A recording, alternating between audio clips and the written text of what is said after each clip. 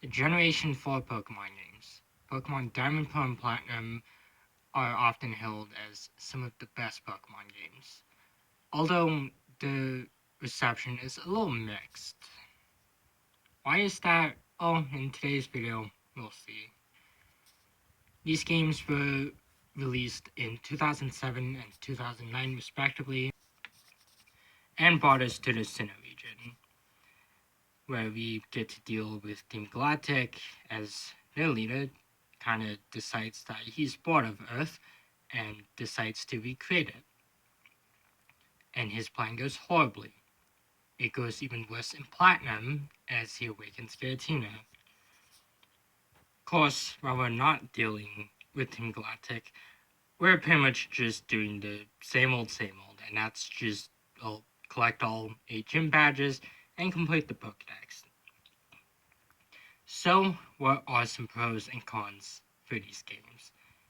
Well, taking a look at the pros, I would probably have to say the region itself is intriguing. Sinnoh is a very interesting region to explore. It might be a hassle to explore at times, but there are some really interesting places to explore in Sinnoh, most notably Mount Coronet, Eterna Forest, and Route 217 are some of my favorite places, and also Iron Island. Also, the trainers that will accompany us at random parts of our journey is also a neat little thing. There's 5 trainers that we can meet throughout the game, and we have to help them with something. The one that we meet first is a lady named Cheryl, and it definitely adds a lot more. It definitely adds a lot more to the game, as it kind of makes it feel that the player isn't the only one who travels through the region. I'd also have to say that the evil team is pretty interesting. Team Galactic might not be the most threatening team. I mean, the plan didn't really make sense in Diamond Pearl, but they were pretty interesting. Cyrus and Cyrus and Saturn were probably 2 of the best characters in that one. I'd also have to say some of the new evolutions were also interesting. In these games, we see quite a few new evolutions for older Pokemon, with some of them being, with a few of them being Magmortar, Electabuzz, Electivire, and 2 new evolutions. I will also throw in Roserade in there, as Roserade is a really cool Pokemon. Although that's not to say that there aren't quite a few flaws with the game.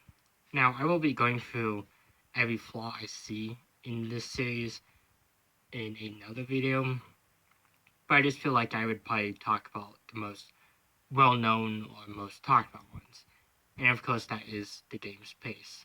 Diamond Pearl are very slow games, and this is probably the most common complaint with these games.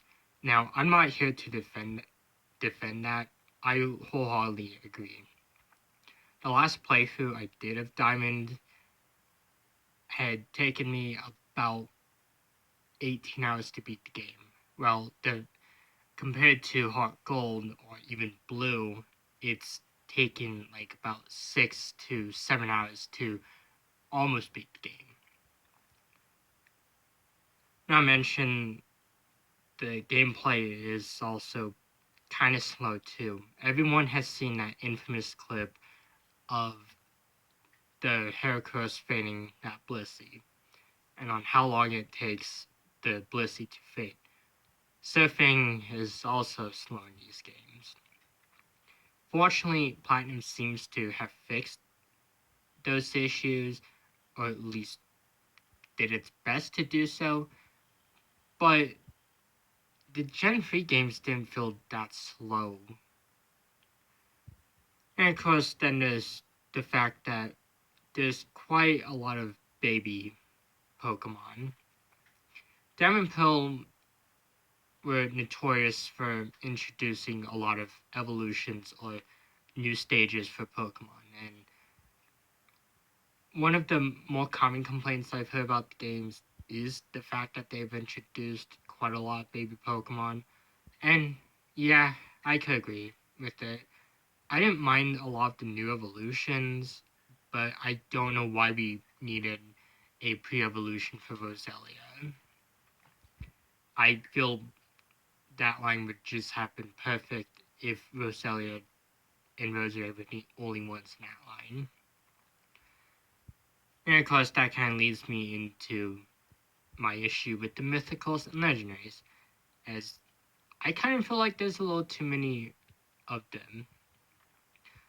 When I counted, there were, I think, about 9 legendaries and 5 mythicals.